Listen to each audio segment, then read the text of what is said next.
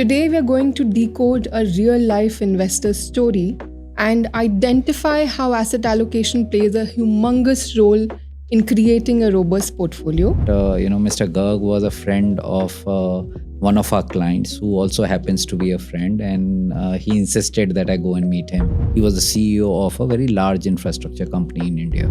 He had that negatives in mind, that what if my money returns a loss? So he said, can you assure me these returns? And I kind of told him that actually that meeting ended at that point and we kind of walked out. So the investor actually started with that note of, a very little understanding of how wealth management works. And today he's, his entire wealth is managed by us. This exercise, investment policy, basically matches your current income levels, your existing wealth status, and all the things that you want to do in life. At an aggregate level, what this portfolio is generating, he realized that he's earning low single-digit return on his entire portfolio. 90% of them have not created their estate plans. Why do you think majority of the clients do not have a will in place before they come to you? What made him start working with you? Hello and welcome to another episode of Beyond Just Returns. Today we are going to decode a real-life investor's story and identify how asset allocation plays a humongous role in creating a robust portfolio. I have with me the MD of LadderUp Asset Managers, Mr. Raghvendra Nath, to share some interesting insights of this real-life story with us. Welcome to another episode, sir. Thank you, Upasana. Glad to be here. Perfect. So we've received a very interesting story from your team for Mr. Garg. Would you want to start by sharing with us how you met this investor? What was the story behind it? How did he get introduced to you? And why is it even interesting as a story for us? So Mr. Garg's story is indeed quite interesting. In fact, I generally don't meet investors, for the introductory meeting. But it just so happened that, Mr. Garg was a friend of one of our clients who also happens to be a friend. And he insisted that I go and meet him. So I went for this meeting along with a colleague of mine. And Mr. Garg, first of all, is not his real name. We're just protecting the real name. So he had spent all his life in real estate and infrastructure companies. In fact, he was the CEO of a very large infrastructure company in India. And he had very little ideas of equities. So he had a few mutual funds in his portfolio, but that's about it. So when we started discussing about a proposition and how do we manage money and what kind of returns we generate, and when we showed him the returns that equities generate 16, 17, 18%, he had that negatives in mind, that what if my money returns a loss? So he said, can you assure me these returns? And I kind of told him that no, it's first of all not ethically right for me to assure. And then regulators also do not allow, either portfolio managers or wealth managers or distributors to assure any kind of return when it comes to any investment category, not only equities, but anything else. But he was very insistent. So out of maybe a little bit of irritation, I ended up telling him that, if I assure you returns, then I either do not know my business or I'm not very ethical. So you should not deal with me. And if you are believing my assurance of returns, okay, then you are not a enlightened investor. So in any case, basically, this is not going to help in any which way. And actually that meeting ended at that point and we kind of walked out. And, a few weeks later, I learned that, then my colleague had reached out to him and all that. And after maybe a month or two, he had started a small relationship with us. So, so the investor actually started with that note of, very little understanding of how wealth management works. And today he's his entire wealth is managed by us. So it's indeed an interesting case study. Wonderful. So I'm just, inquisitive to understand what made him start working with you, because as you said, the conversation ended on not a very positive note.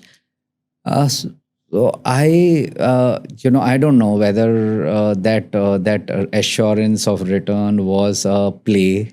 I will never guess that. I've never asked him that. Yeah. He just wanted to test our credentials and whether we know our business or not. But we have this very interesting concept, and which we call as investment policy statement. And the idea is that we we should basically uh, understand what kind of expenses do we have, what kind of lifestyle do we want to have, what is our aspirations in from the money that we generate. All of us have certain goals and responsibilities. So this exercise, investment policy, basically matches your current income levels, your existing wealth status, and all the things that you want to do in life. Okay. And it becomes kind of a revelation. That whether you have the right kind of asset allocation, what kind of returns your wealth should generate in order to fulfill all your dreams, aspirations, expenses. So it's a pretty elaborate exercise. And so when we undertook this exercise, which we do for all our clients when they get onboarded, we realized that almost 90% of his wealth was in real estate investments. And he, as I mentioned to you, he had a small portfolio in mutual funds. And then he had a lot of ULIPs, which happens, with anybody who's not a very, kind of, investor who has a lot of understanding about capital markets. Bankers and other people, keep pushing insurance policies, and it becomes a good way to kind of bring in some discipline. And a lot of people have these ULIPs and traditional plans, and so he also had. And of course, because he was at the fag end of his career, he was due to retire in a year or 2 years' time at that time. He had a lot of money lying in provident funds, which is obviously sovereign debt and earning a good 8% tax free. So that was broadly his portfolio. But when we started mapping his expenses, what he wanted to do, he had a young daughter who was expected to get married in 4 5 years time. He wanted to have a lavish wedding. We realized that what that 10-15% that is there in financial assets will not even last for 4 5 years.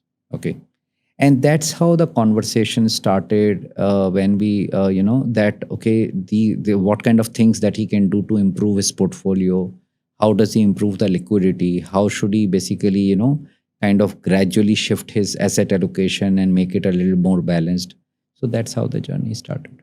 Interesting. So you did mention that maybe around 15% was in financial assets and rest all of it was tied up in real estate, primarily maybe. So did you create a structured plan for the financial assets to be increased over a period of time, or was it a sudden change in the portfolio based on the portfolio review that you did for them?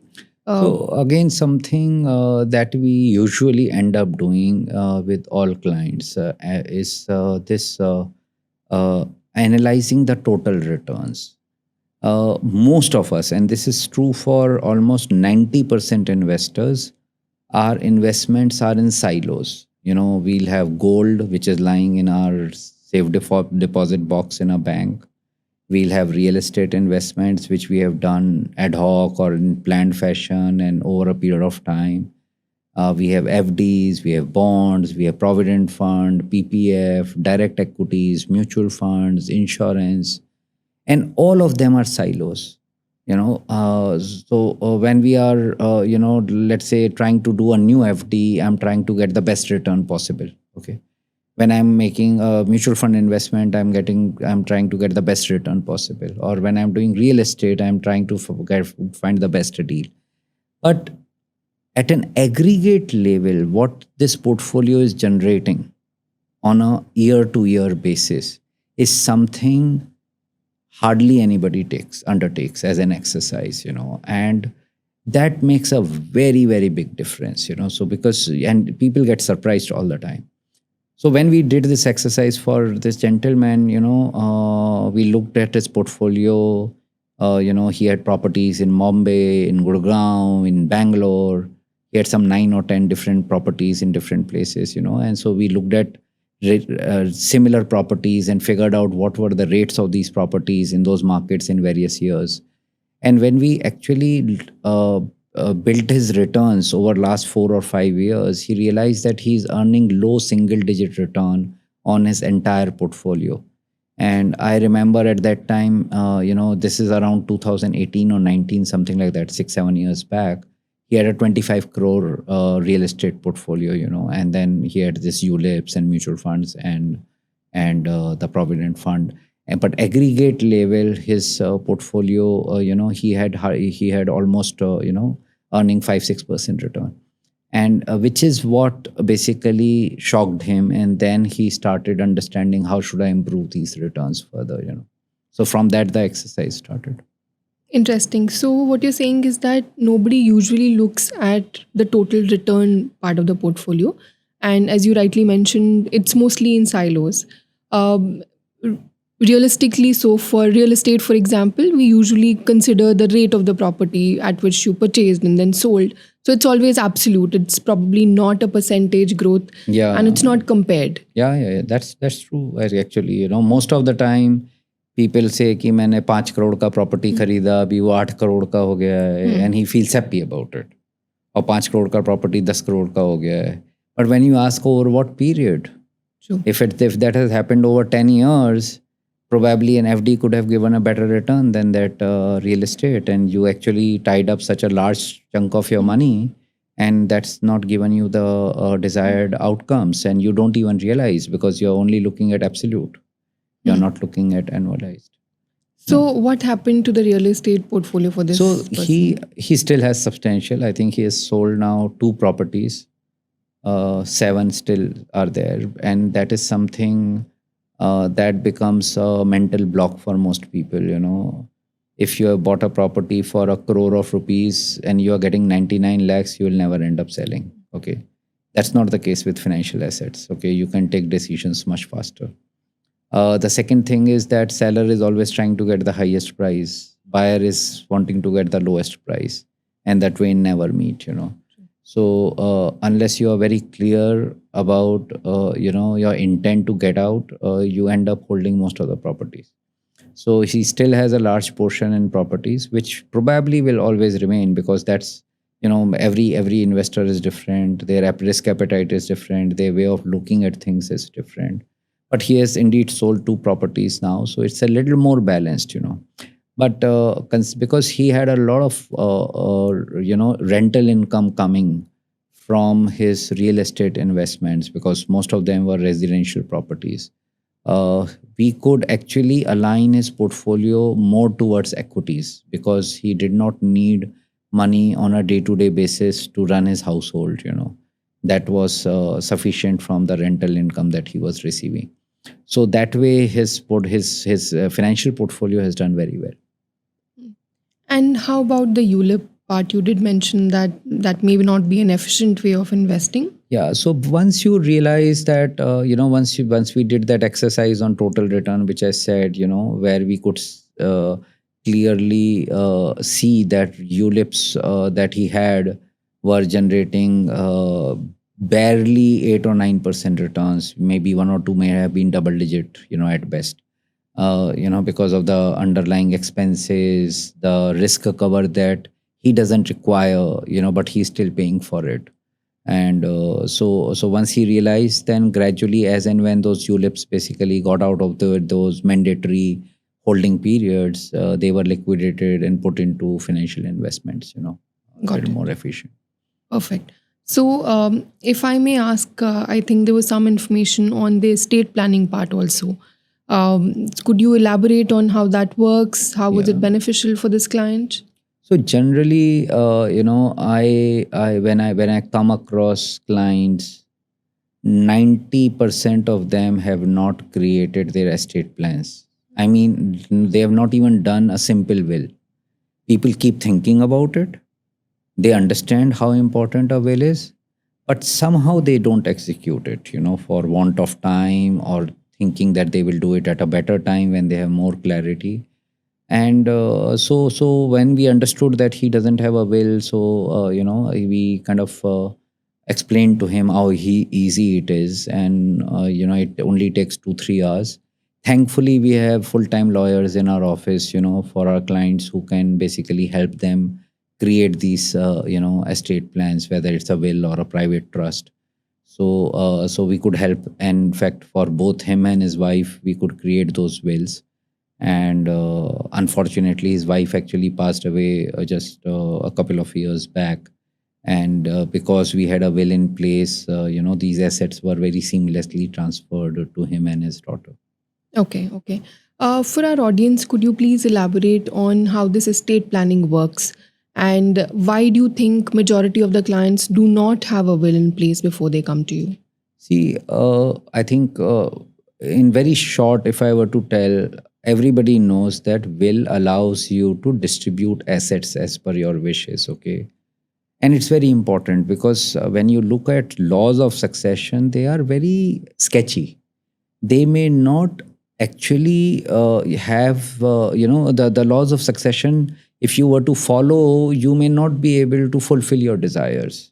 If you want to give more to one child, less to another, you cannot do it through laws of succession.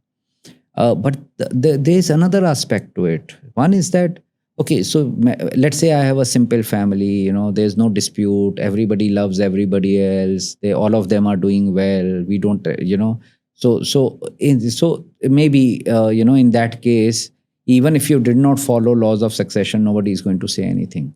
But getting the will allows you to actually transfer assets seamlessly, because only what is visible can you transfer. There are so many things in people's lives, small things, let's say my wife has 3 lockers and I'm not aware of I'm aware of one and not aware of two. I may end up not basically searching those lockers and figure out what is lying there. If a insurance policy is not to be found in home, I may not know of its existence only, so a will helps you in kind of consolidating everything so that your family gets whatever you have saved, over your lifetime. Fair. And how about the mutual fund portfolio? I'm sure this client, as you mentioned, had some money allocated towards mutual funds. Yeah. Did it take a lot of effort to clean up the mutual fund portfolio, or was it rebuilding? So, generally, anybody who doesn't have a wealth manager builds their mutual fund portfolios in an ad hoc fashion. Okay. And it basically, because of the way the mutual funds have been accumulated, it is not very efficient, so some funds are doing well, some funds are not doing well. Like in this guy's case, he had only 2 funds and he had multiple folios of the same fund, so whoever advised him, but he ended up buying only 2 funds, in all, for all his investments, and he kept investing in the same funds again and again. Maybe it was due to convenience or whatever, And so the when he got onboarded, we started kind of diversifying his mutual fund portfolio into more number of funds across market caps, and we have this very structured way of selecting funds. So we employed that approach for him as well. So those funds were sold off over a period of time, and new funds and more efficient funds were taken. Interesting. So, if I were to ask you, how was the before and after of the portfolio? How does it look right now? So now, as my team tells, his financial portfolio has grown to almost 11 crore. And that's despite the fact that he had a very lavish wedding for his daughter, and he ended up spending some 4-5 crore of rupees, And this portfolio, because it's a kind of a balanced portfolio, around 75% money is in equities, balanced is in fixed income. I think that portfolio is generating around 12-13% return. He, over a period of time, now has a very good understanding of equities. And during this 5-6 years, we have seen a lot of volatility. We saw the crisis of ILNFS crisis when markets went down. COVID time, markets again went down. From September, we have again seen a major dip in the market, and followed by this Indo-Pak conflict. And I have never seen him perturbed by any of these. So now he understands that not asking for assured returns was indeed a good thing. True. Perfect, perfect. So do you think that the investors also mature with their portfolio, how their portfolio grows, their understanding and comfort increases? Of course. So basically, once you understand that the volatility that you are seeing in equities markets is sentimental, it's related to certain news, events, market conditions. And when those news, events, and conditions pass away, the normalcy will return. And once people get that understanding, they also get a lot of comfort.